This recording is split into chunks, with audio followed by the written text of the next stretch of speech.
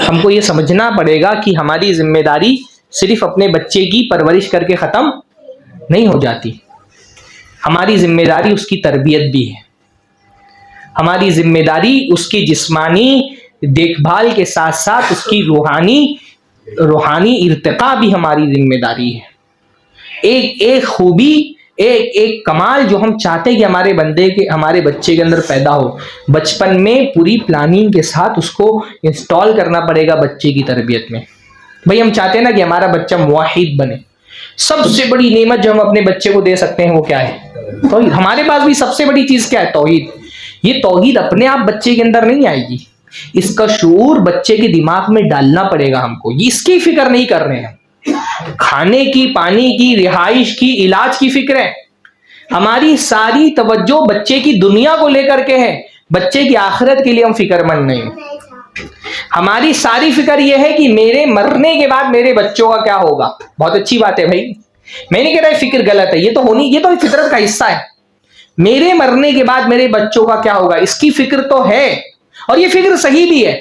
لیکن اس سے زیادہ فکر اس بات کی ہونی چاہیے کہ میرے بچوں کے مرنے کے بعد ان کا کیا ہوگا. مرنا اکیلے صرف مجھ کو نہیں ہے نا، میرے بچوں کو بھی تو مرنا ہے، ان کو بھی تو قبر میں جانا ہے، ان کا بھی تو حشر میں حساب کتاب ہوگا، ان کو بھی تو اللہ تعالیٰ کے سامنے کھڑا ہونا ہے، ان کو بھی تو صراط پار کرنا ہے، قنطرہ پار کرنا ہے.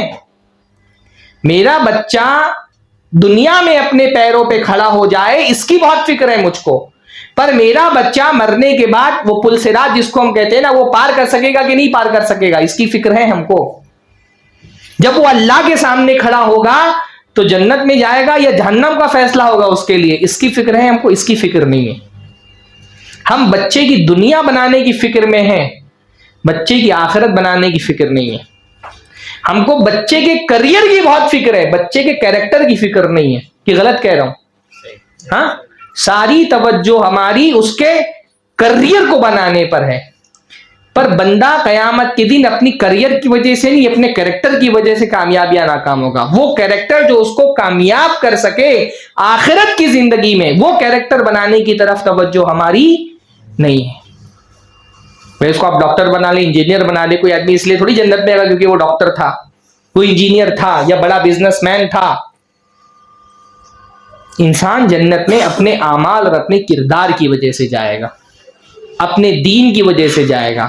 ہم کو اپنے بچوں کی دنیا کی فکر کرنی ہے، پر بچوں کی دنیا سے زیادہ بچوں کی آخرت کی فکر کرنی ہے. اگر آپ واقعتاً ایک سچے محبت کرنے والے باپ ہیں تو آپ انبیاء سے زیادہ بہتر باپ اور کون ہو سکتا ہے؟ دنیا کے سب سے بہترین والد کون تھے؟ انبیاء کرام.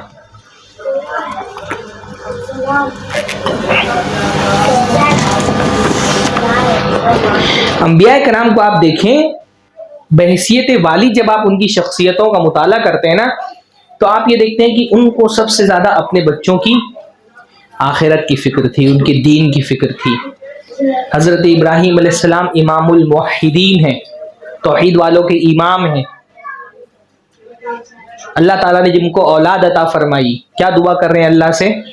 ربنا جعلنا مسلمین لک ومن ذریتنا امۃ مسلمۃ لک. اللہ تعالیٰ مجھ کو اور میرے بیٹے کو مسلمان بنا کر کے زندہ رکھنا. اپنے بچے کے اسلام کے لیے اللہ سے دعا کر رہے ہیں. ومن ذریتنا امۃ مسلمۃ لک، اور میری ذریت میں بھی تیری مسلم امت پیدا فرما. اپنی ذریت کے لیے، اپنے آنے والی نسلوں کے دین کے لیے بھی فکر مند ہے. اولاد ابھی ہوئی نہیں ہے، اولاد کے ہونے سے پہلے اولاد کے صالح ہونے کی فکر کر رہے ہیں. ابھی اولاد نہیں ہوئی پر اللہ سے دعا کیا کر رہے ہیں؟ ربی حبلی من الصالحین. ابھی اولاد نہیں ہے، اولاد پیدا ہونے سے پہلے صرف اولاد نہیں مانگ رہے، کیا مانگ رہے؟ صالح اولاد عطا فرما. کہ اللہ اولاد بھی دے اور اس اولاد کو صالحیت، دینداری، تقوی اور پرہیزگاری بھی عطا فرما پیدا ہونے سے پہلے. ایک مخلص باپ وہ ہے جو بچے کے پیدا ہونے سے پہلے بچے کی تربیت کے لیے فکر مند ہو. بھئی پرورش کا مرحلہ تو پیدا ہونے کے بعد آئے گا نا. بچے کی پرورش کب آپ کریں گے؟ جب اس کا جسمانی وجود ہو جائے گا. پر تربیت کی شروعات بچے کے پیدا ہونے سے پہلے ہی شروع ہونی ہے. جو ایک مخلص باپ ہوتا ہے نا، وہ باپ بننے سے پہلے بلکہ شادی سے پہلے ہی بچوں کی تربیت کے لیے فکر مند ہوتا ہے. اس لیے تربیت کی شروعات تو رشتے کے انتخاب سے ہی ہو جاتی ہے کہ ایک لڑکی جب آپ دیکھنے کے لیے جا رہے ہیں تو آپ کا رشتے کو ریجیکٹ یا قبول کرنے کا معیار کیا ہے، کیا دیکھ رہے ہیں ایک لڑکی کے اندر آپ شادی کرنے سے پہلے. جو ایک صالح باپ ہوگا نا، اپنے بچوں سے سچی محبت کرنے والا، وہ رشتہ دیکھتے وقت ٹھیک ہے خوبصورتی دیکھیں، شریعت میں خوبصورتی دیکھنا منع نہیں. میں اتنا بھی کنزرویٹو مائنڈ کا مولوی نہیں ہوں کہ آپ کو بولو خوبصورتی مت دیکھو. شریعت نے جب یہ نہیں کہا کہ خوبصورتی مت دیکھو تو میں بھی نہیں کہہ سکتا خوبصورتی مت دیکھو. رشتوں کی بات ہوتی ہے، نوجوانوں کے چہرے پہ ماشاءاللہ مسکراہٹ آ جاتی ہے. ہاں،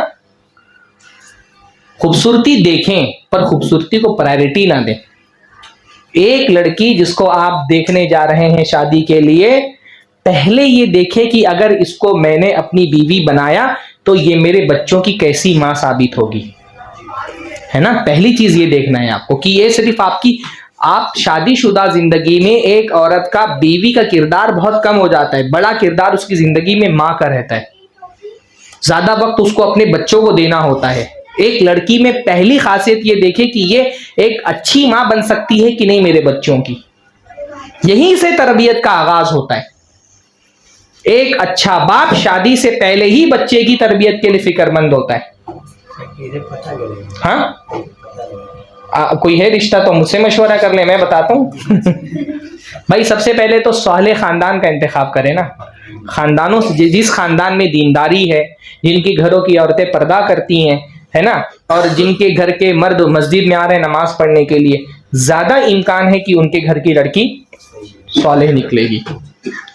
اور اس کا بہترین طریقہ یہ ہے کہ آپ اپنے والدہ کو یا اپنی بہنوں کو درس میں بھیجے، جو عورتوں کے درس ہوتے ہیں، وہاں سے کوئی عالمہ آپا ان کو تلاش کریں شادی کے لیے، جو درس دینے کے لیے آئی ہیں، جو سارے لوگوں کو درس دے رہی ہے. انشاءاللہ تعالیٰ آپ کی بچوں کے لیے اچھی ماں بھی ثابت ہوگی. بہت سارے، وہ اس پہ ایک الگ درس بولیے تو میں کر دیتا ہوں، اچھے رشتوں کا انتخاب کیسے کریں. تو ہاں ایک درس اس پہ ایک موضوع درس رکھیے انشاءاللہ، اچھے رشتے کا انتخاب کیسے. ہاں اکیلے میں ملیے آپ، ابھی تو اس موضوع کے لیے بھی ٹائم نہیں ہے. تو ایک جو اچھا باپ ہوتا ہے نا، وہ اپنے بچے کے لیے فکر مند شادی سے پہلے. اللہ کے نبی حضرت ابراہیم علیہ السلام ابھی اولاد ہوئی نہیں، پہلے سے فکر مند ہے کہ میری اولاد صالح ہوگی کہ نہیں ہوگی. اللہ تعالیٰ سے کیا دعا کر رہے ہیں؟ رب کیسے ہیں؟ مقیم رب اجعلنی مقیم الصلاۃ ومن ذریتی. اللہ تعالیٰ مجھ کو بھی نماز کا پابند بنا، میری ذریت کو بھی نماز کا پابند بنا. اپنی اولاد کے لیے صرف توحید کی نہیں، اپنی اولاد کی نماز کی پابندی کے لیے اللہ تعالیٰ سے دعا کر رہے ہیں کہ اللہ تعالیٰ میری اولاد کو بھی نماز کا پابند بنا. بہت شرکیہ ماحول سے نکل کر کے باہر آئے تھے تو توحید کی ویلیو ان کو پتا تھی. اللہ تعالیٰ سے دعا کر رہے ہیں وَجْنُبْنِي وَبَنِيَّ أَن نَّعْبُدَ الْأَصْنَامَ. اللہ تعالیٰ مجھ کو اور میری اولاد کو بچانا کہ کہیں ہم بتوں کی پوجا نہ کرنے لگ جائیں. ڈر ہے ان کو. ایک توحید والے کا سب سے بڑا ڈر یہ ہونا چاہیے کہ میری آنے والی نسلیں کہیں بت پرست نہ ہو جائیں. ابراہیم علیہ السلام جیسا انسان ڈرا ہوا ہے اپنے بچوں کے بارے میں کہ کہیں میرے بچے بت پرست نہ بن جائیں. ہم کو کتنا ڈرنا چاہیے بھائی. اس وقت جو ہندوستان کا ماحول ہے، اس میں بت پرستی کو اتنا گلوریفائی کیا جا رہا ہے، اتنا خوبصورت بنا کر کے پیش کیا جا رہا ہے. ہم کو کتنا ڈرنا چاہیے کہ ہماری کہیں اولاد بت پرست نہ نکل جائے. ہاں، نسلوں کو تبدیل ہونے میں وقت نہیں لگتا ہے. ابھی یہ جاوید اختر ملحدوں کا امام ہے اس وقت انڈیا میں. اس کی یعنی اس کا دادا پردادا جو ہے نا اس کا، جاوید اختر کا، یہ ایک بہت بڑے بریلوی عالم کا نواسا ہے، مولانا فضل حق خیر آبادی. مولانا فضل حق خیر آبادی کا نواسا ہے مستر خیر آبادی. مستر خیر آبادی کا بیٹا ہے جانثار اختر. جانثار کا بیٹا ہے جاوید اختر. دیکھیں 3-4 نسلوں میں کیسے ایک یعنی ماں فضل حق خیر آبادی اس درجے کے مولوی ہیں کہ جو کہتے تھے کہ پورے ہندوستان میں صرف 2.5 مسلمان ہیں. ایک وہ خود اور ایک کسی اور بریلوی عالم کو کہتے تھے، اور آدھا احمد رضا خان کو بولتے تھے یہ آدھا احمد رضا خان مسلمان. اس درجے کا مولوی تھا وہ. اس کی 3 نسلیں گزری. آج یہ جو مشہور ایکٹر ہے، کیا نام ہے اس کا، سیف علی خان، سیف علی خان کی پرنانی، سیف علی خان کے یعنی والد کی ماں یا والد کی نانی، یہ کس کی بیٹی آپ کو پتا ہے؟ نواب صدیق حسن خان بھوپالی، ان کی جو بیوی تھی بیگم شاہجہاں، جو ملکہ تھی ریاست بھوپال کی، بہت ہی علم و فضل میں بہت کمال کو پہنچی ہوئی شخصیت تھی، ان کی کئی کتابیں ہیں. ان کی بڑی بیٹی جو ہے نا، یہ اس کی نانی یا پرنانی لگتی ہیں اس کے باپ کی. کتنا یعنی ریاست بھوپال اور اس کی ملکہ اور کتنی علم و فضل والی خاتون تھی. آج دیکھیں ان کی 3 نسلوں کے بعد نچنیے گویے سب پیدا ہو گئے. کیسے نسلوں کو ہائیجیک کرتا ہے شیطان ہم کو پتہ نہیں. ہم کو واللہ بہت ڈرنے کی بات ہے. ہم کو نہیں پتا کہ ہماری آنے والی نسلیں اہل حدیث تو دور مسلمان بھی رہیں گی کہ نہیں رہیں گی. اگر ہم نے اس کی فکر نہیں کی تو بہت ممکن ہے کہ 1-2 نسلوں کے بعد مسلمان بتوں کو پوجنے لگے. اور یہاں ہندوستان میں آپ دیکھیے نا، آپ مہاراشٹر کے کچھ علاقے، کرناٹکا کے کچھ علاقے آپ ایسے دیکھیں گے جہاں نام بھی مسلمانوں جیسا نہیں رہ گیا. گھروں میں لوگ مورتیاں رکھتے ہیں، سارے تہوار مناتے ہیں ہندوؤں کے، بس خالی جنگنہ کے فارم میں ان کے نام کے آگے مسلم لگا ہوا ہوتا ہے. بس اتنی سی بات ہے. بہت واللہ اپنی اولاد کے لیے سب سے زیادہ اس کی فکر کرنا چاہیے کہ ہماری اولاد کہیں شرک کے راستے پر نہ چلی جائے، کیونکہ چاروں طرف سے کفر و ارتداد کے حملے ہو رہے ہیں. اور اللہ کے نبی نے قیامت سے قریب جو دور آئے گا اس کے بارے میں کیا فرمایا تھا؟ یصبح الرجل مؤمنا ویمسی کافرا. ایک آدمی صبح کے وقت مومن ہوگا، شام ہوتے ہوتے کافر ہو جائے گا. ویمسی مؤمنا ویصبح کافرا. اور شام کے وقت مومن ہوگا، صبح کو کافر ہو جائے گا. ایسے فتنے کا دور ہم اپنی آنکھوں سے دیکھ رہے ہیں، اور یہ فتنے جیسے جیسے قیامت قریب آئے گی اور شدید ہوتے جائیں گے. اس میں سب سے بڑی فکر ہمارے بچوں کے لیے ہم کو یہ ہونی چاہیے کہ ہمارے بچے مشرک نہ ہو جائیں. پر ہم کو فکر نہیں ہے، ہم کو اس کی فکر نہیں ہے. اس لیے تو یہ صورتحال میں اہل حدیث گھرانوں کے بچے میں نے دیکھے ہیں، سو کالڈ ہائی ایجوکیشن کے نام پہ جا رہے ہیں کانوینٹ اسکول میں. صبح اہل حدیث گھرانے کا بچہ ہے، بریلوی کرے تو سمجھ میں آتا ہے. بریلوی جو جب رسول اللہ کو اور غوث اعظم بول کر کے شاہ عبد القادر جیلانی کو مدد کے لیے پکار سکتا ہے، تو اس کے لیے حضرت عیسیٰ کو مدد کے لیے پکارنا کون سی بری بات ہے؟ وہ تو اس کے لیے بھی جواز کے راستے نکل جائیں گے. اہل حدیث گھرانے کے لوگوں کی بات کر رہا ہوں میں. اہل حدیث گھرانے کا بچہ صبح صبح جا کر کے جیسس کی مورتی کے سامنے پرے کر رہے ہیں. کوئی فکر نہیں ہے ہم کو. یہ شرک کی گندگی ہمارے بچوں کے دل و دماغ میں ڈالی جا رہی ہے. ہر طرح سے حملے ہو رہے ہیں ہمارے بچوں کے دین پر، ہمارے بچوں کے عقیدے پر. اور واللہ بہت فکر کرنے کی ضرورت ہے کہ ہمارے بچے، اس لیے یہ جو ہمارے چھوٹے چھوٹے مکتب چلتے ہیں نا، ہے آپ کے مسجد میں کہ نہیں ہے؟ یہ مکتب ہم لوگ ہمارے یہاں پہ یونیورسٹی کی بات کرتے ہیں. ہم کو ایز مسلمان ہونے کی حیثیت سے بڑی بڑی یونیورسٹی کی نہیں، ان چھوٹے چھوٹے مکتبوں کی ضرورت ہے. یہ مکاتب، یہ ہمارے حفاظ علماء، یہ مولوی، یہ ہمارے بچوں کی دین اور ان کے عقیدے کی حفاظت کرتے ہیں. ہمارے یہاں عجیب سی بات ہے، جب مولوی کی اہمیت پر لوگوں کو گفتگو کرنی ہوتی بولتے ہیں ارے مولوی نہیں رہیں گے تو تمہارے جنازے کون پڑھائے گا، تمہارا نکاح کون پڑھائے گا؟ اللہ کے بندو، تم خود اپنے جنازے کی نمازیں پڑھا سکتے ہو اپنے گھر والوں کی. مولوی کا اصل کام یہ نہیں کہ وہ جنازے کی نماز پڑھاتا ہے، وہ نکاح پڑھاتا ہے. مولوی کا اصل کام یہ ہے کہ وہ آپ کے بچوں کے دین اور عقیدے کی حفاظت کرتا ہے. یہ مکتب اس لیے اہم ہے تاکہ ہمارے بچوں کے دین اور عقیدے کی حفاظت ہو سکے. یہ ہمارا بچہ جو سیکولر اسکول میں پڑھ کر کے آتا ہے اور اس کے دماغ میں جو الحاد کا زہر ڈالا جاتا ہے، یہ مکاتب اس زہر کا علاج کرتے ہیں. وہ جو کفر کا زہر دماغوں میں بھرا جاتا ہے نا نصابی تعلیم کے ذریعے سے، اس زہر کا، اس مرض کا علاج ان مکتبوں میں ہوتا ہے. یہ بہت افسوس کی بات ہے کہ ہمارے یہاں مکتب روز بروز کمزور ہوتے جا رہے ہیں. یہ مطلب ہمارا بچہ اسکول میں کیا پڑھ کے آتا ہے بھائی؟ ڈاروینزم پڑھ کے آ رہے ہیں، ایولیوشن کی تھیوری پڑھ کے آ رہے ہیں. ہم بھی بچپن میں بھی ممبئی کا پیدا ہوا، ممبئی میں پلا بڑھا ہوں، انہی اسکولوں میں نے تعلیم حاصل کی. ہم نے بھی سائنس کی کتاب میں یہی پڑھا تھا کہ انسان بندر جیسا ایک کوئی مخلوق تھی اور آہستہ آہستہ بڑھتے بڑھتے وہ انسان بنا. عام لفظوں میں یہی کہتے ہیں ہم کہ وہ بندر تھا پہلے، انسان جو ہے نا وہ بندر کی اولاد ہے. لیکن جب ہم مکتب میں آتے ہیں تو ہمارے استاذ ہم کو بتاتے ہیں کہ انسان بندر کی اولاد نہیں ہے، انسان آدم کی اولاد ہے۔ وہ جو زہر ہمارے دماغ، صرف یہ عقیدے کا مسئلہ نہیں ہے، آج کل عقیدے سے بڑی جنگ اسکولوں کے اندر تاریخ کے میدان میں لڑی جا رہی ہے۔ مسلم حکمرانوں کی جو ہندوستان میں رہے ہیں، جو ان کی شبیہ کو داغدار کرنے کا اور برا کرنے کا اور ایسی تاریخ بتانے کا کہ مسلمان کو اپنی تاریخ پر شرمندگی محسوس ہو، اس کی پوری تحریک چل رہی ہے نا۔ ہاں، پورے ہندوستان ملک کی سطح پر یہ تحریک چل رہی ہے کہ مسلمانوں کی تاریخ کو بگاڑو اور ان کے حکمرانوں کی ایسی شبیہ بنا کر کے پیش کرو کہ مسلمان کو اپنے مسلمان ہونے پر افسوس ہونے لگے۔ ہماری نصابی کتابوں سے لے کر کے ہماری فلم انڈسٹری تک اس تحریک کا حصہ ہیں کہ مسلمانوں کو ان کی تاریخ دکھا کر کے شرمندہ کرایا جائے۔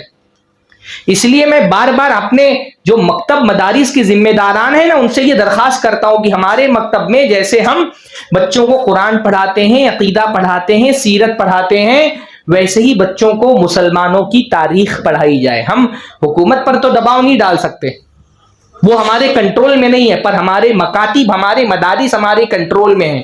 اپنے مکاتب میں، اپنے مدارس میں اپنے بچوں کو اپنی تاریخ پڑھاؤ۔ ہماری الحمدللہ ہم ایک شاندار تاریخ کے حامل قوم ہے الحمدللہ۔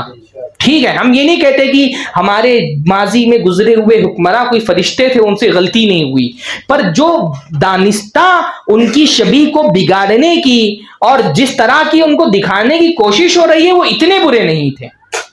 ہماری تاریخ اتنی مکروہ اور گندی نہیں ہے جتنا فلم انڈسٹری اور نصابی کتابوں کے ذریعے سے اور یوٹیوب کے جو پروپیگنڈا چینلز ہیں ان کے ذریعے سے ہم کو دکھایا جا رہا ہے اور ہم کو شرمندہ کرنے کی کوشش کی جا رہی ہے، اور ہم کو یوں تاریخ دکھائی جا رہی ہے کہ ہماری تاریخ ہمارے کندھوں پر بوجھ لگنے لگے۔ ہماری تاریخ اتنی بری نہیں ہے، بلکہ ہمارے لیے ہماری تاریخ فخر ہے الحمدللہ۔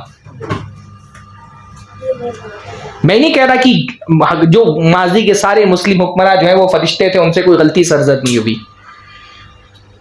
لیکن الحمدللہ اس ملک میں ہم نے سینکڑوں سال حکومت کی ہے، یہاں ایک تابندہ نقوش یہاں پر چھوڑے ہیں، یہاں کی تہذیب اور ثقافت پہ ہمارا گہرا اثر ہے، ہم نے اس ملک کو بہت کچھ دیا ہے، آج بھی اس کی تہذیب و ثقافت پر بہت ہی مثبت اور نمایاں اثرات ہمارے ہیں موجود الحمدللہ۔ تو یہ کہ یہ مکتب جو ہے نا، ان کی بڑی اہمیت ہے، یہ ہمارے بچوں کے عقیدے کو سنوارتے ہیں، ان کی تاریخ کو سنوارتے ہیں۔ اس وقت دنیا شرک کے راستے پر بڑھ رہی ہے، خاص طور پہ ہمارے ملک میں ٹارگٹ کیا جا رہا ہے مسلمانوں کے عقیدے اور ان کے دین کو، اور یہ ٹارگٹ خاص طور پہ عورتوں اور بچوں پر زیادہ ہے۔ ہماری عورتیں اور ہمارے بچے بڑا نشانہ ہیں کفر کا۔